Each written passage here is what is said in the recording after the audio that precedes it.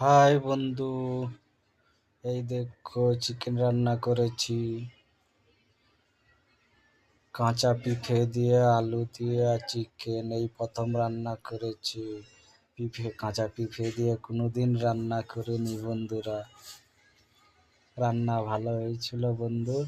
বন্ধুরা বলছে ঠিক আছে রান্নাটা। এই দেখছো আমার পাত দিয়ে একটা কাঁচা পিঁপে নিয়ে লিছে। ও আমাকে বলছিল আমি তোমার পাত দিয়ে আমি একটা পিফা নিয়েছিলাম। আমি তো পাইনি, পিফা গুলা গেল কোথায়। আমি ওনাকে বলছি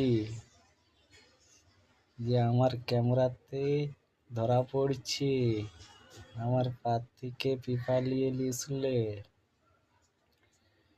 তো বন্ধুরা কেমন হয়েছে বলবে কমেন্ট।